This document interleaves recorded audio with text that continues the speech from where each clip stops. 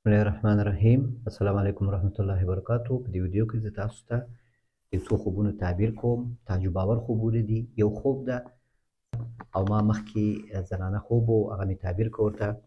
داسې خوب و، یعنې هغه خوب تعبیر و. دا شیان زه لږ تاسو ته وایم، تاسو فکر وکړئ چې یو خوب کې څومره یو چات رهنمایي ده. یو زنانه ده، هغه ډېرې پیسې لري او خلکو ته یې ورکړي په کاروبار لپاره، او هغه خلکو سره پیسې بند دي او پیسې نه ورکوي دوی، او دا ډېره پریشانه ده ځکه چې پیسې ټول بند دي او څوک په وخت نه ورکوي او د کاروبار هر څه په تپ درولی ده. نو خوب لیدلی چې وایي زه کعبې ته ځم، نږدې ډېر نږدې یم کعبې ته، له فرش یې هلته د فرش ښایسته قالینې په دې کې دا ما سره ده دا قالینه، او زه یو بار اسمانونو بار ځای کې یم او خلک د دې لیدلو ته راځي، د دې قالین لیدلو ته.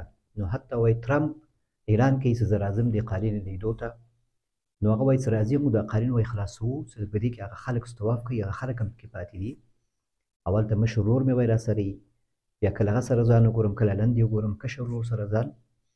نو په داسې شکل باندې وایي زه ځان وګورم او دا خوب یې لیدلی و چې دې کې څه رهنمایي ده. استخارې مې وکړې د شپې 2 بجو پورې دعاګانې، او بیا مې دا خوب ولیده. نو دا ډېر ښه خوب و او تعبیر مې ورته وکړ، الله دې وکړي چې هغه مطمئن شي.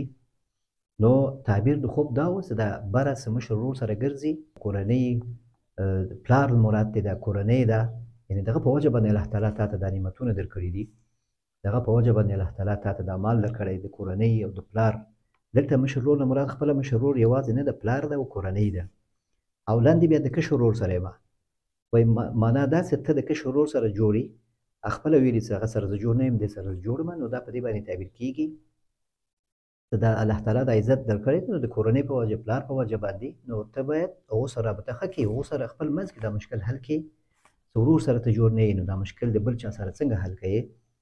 نو دا مشکل دی هغه وخت حل کېږي چې ته خپل ورور سره جوړ سي. او الله تعالی په دې کې حکمت ده. دا مال دی ولې دا شاته سوی؟ د زړونو مالک خو الله ده، ولې دوی نه دا توفیق اخیستی چې هغوی مال تا ته په وخت نه درکوي؟ ولې دا تا ته یو فتنه جوړ سوی ده؟ دا د الله په خوښه شوی دا کار.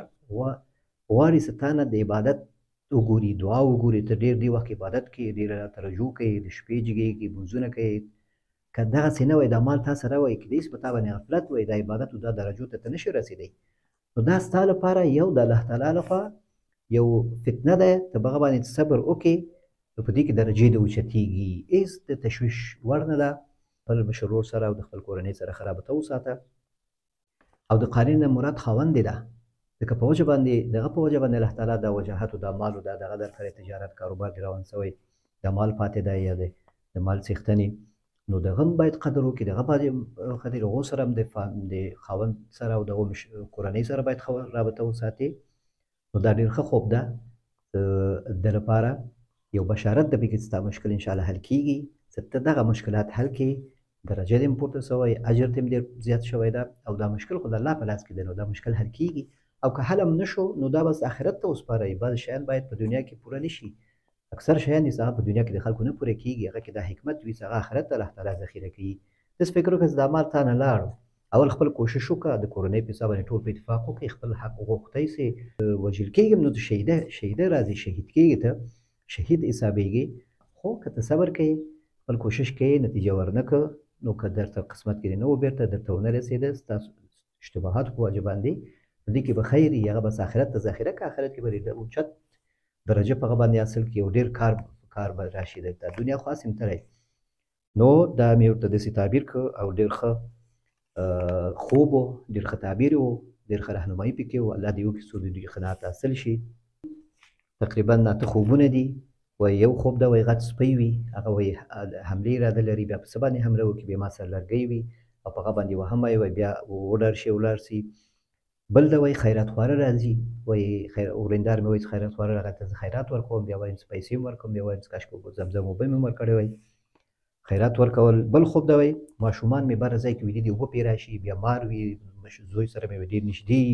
بل خوب ده وایي د جنګ خوب، ډز، هلک ویشتل، په سر ولګي، د انسان تازه هډوکي. خوب ګورم چې ښار نه کور ته روان، پیدل روان یم، 2 کسان راشي، کلاشینکوف، جومات، عسکر. بل خوب ده وایي تور اس وي، زه کوشش کوم پېښ شم، ختلی نه شم، اس وایي خپله سر کته کوي، ما په دې پوز باندې جګیي ان باندې کینوي وایي دا څومره زبردست خوب ده. بل خوب ده وایي ګورګورې خورم، بعضې وچ وي بعضې تازه وي. بل خوب د وروالا مې خوب لیدلی دی، سره غلم پراته وي وایي شاته پسخانه کې. نو دا ډېر ښه خوبونه دي. نو اول خوب ته راځو وایي لاره وي، خوړ وي، غټ سپی وي، پاس یو وړوکی سپی وي خطرناک وي، ما سره لکړه وي د لښتې نه لږه غټه وي، 1.5 متر وي په اندازه باندې. ځان د حفاظت لپاره مې نیولي وایي. سپی څه ونه وایي، ګټ یا پسه باندې حمله وکړي، چپه یې کړي، ګټ خوشي کړي، بیا ما پسې راشي وایي. خو ډارېږي رانه، نشي راتلی مخکې، او زه هم هغه نه ډارېږم. و بیا وار پې وکړم زه او بچ شو، ګټ مې ورته خلاص کړ او ځان مې ورته خلاص کړ. نو دا څومره زبردست خوب ده، ډېر ښه خوب ده. الله دې ورته ښه کړي. د دې تعبیر دا ده چې تا سره څه ویره ده د دښمن او د بدزبان انسان، کمڅل انسان څه هغه کیدای شي تا ته څه ضرر ورسوي او داسې اراده یې هم کړې ده او ته داسې احساس کوې یا تا سره هسې تشویش ده. نو یا د خپل فامیل پر دلته ګډ او پسه نه مراد ستا ماشومان دي یا ستا شاګردان دي یا ستا لس لاندې کسان چې دي دوی مراد ده پسه په خوب کې اکثرا. نو دوی په رابطه باندې تشویش لري. نو په دې کې تا ته د بشارت ده، د خوشخبري ده چې انشاءالله هېڅ مشکل نه پېښېږي، د تشویش به دې رفع کېږي، دښمن دې ذلیل کېږي او الله تعالی تا ته بری درکوي او څه مشکل نه پېښېږي. او تا سره چې کوم دعاګانې دي، لښتې نه مراد، لرګي نه مراد دعاګانې، حفاظت، اذکار ویل او قوي دلیل او قوت، دا انشاءالله د دې باعث کېږي چې ته مشکلاتو نه بچ سې. والله تعالی اعلم. دویم خوب ده وایي ورنداره مې وایي خیرات خواره خیرات غواړي، زه بوره او خوراک ورته واچوم، اخر زمزم اوبه ور به یې کړمه چې وایي ګورم د خیرات خواره شکل زما د وفات شوي نیا غوندې ده، سپین ټیکری وایم کاشکې اوبه مې هم ورته ورکړې وای، پیسې د مور نه واخلم هغه هم ورته ورکړم. نو په خوب کې خیرات ورکول، صدقه کول دا ډېر ښه تعبیر لري.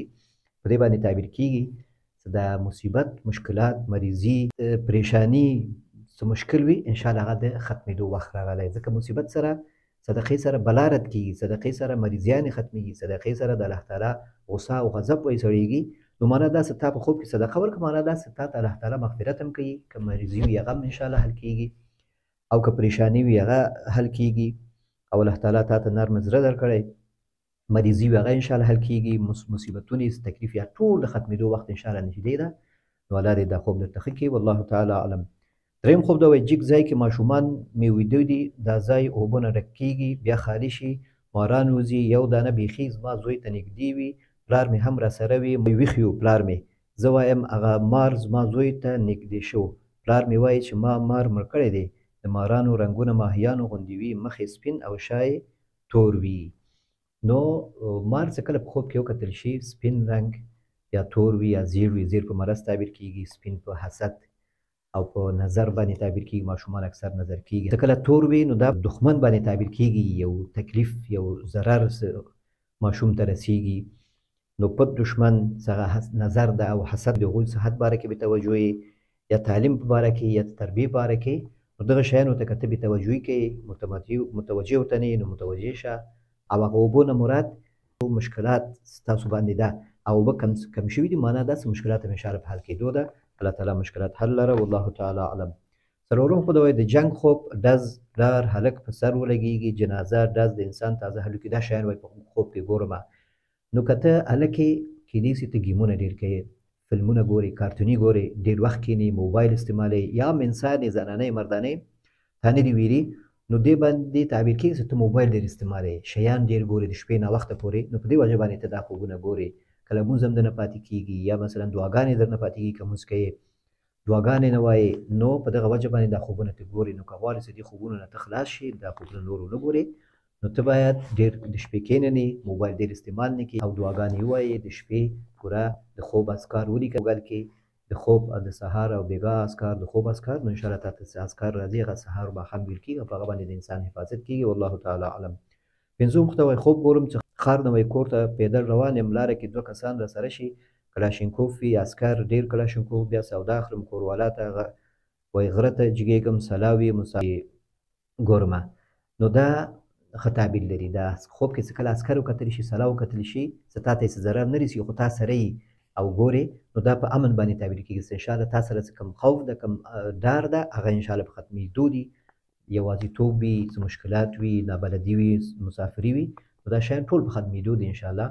او که غواړې چې تا سره هم په دې خوب کې سلا نشته، نو سلا نه مراد د مسلمان دعاګانې، منځونه، پنځه وخته منځونه په وخت کوه او اذکار صبح شام او د شپې اذکار ووایه، ګوګل کې ولیکه، هغه راځي درته د سهار او ماښام اذکار، د شپې د ویده کېدو اذکار، دې لپاره مخصوص دعاګانې دي، په دې باندې د مسلمان حفاظت کېږي. نو هغه دعاګانو باندې پابندي کوه، انشاءالله الله تعالی به دې حفاظت کوي، الله تعالی دې حفاظت وکړه، والله تعالی اعلم.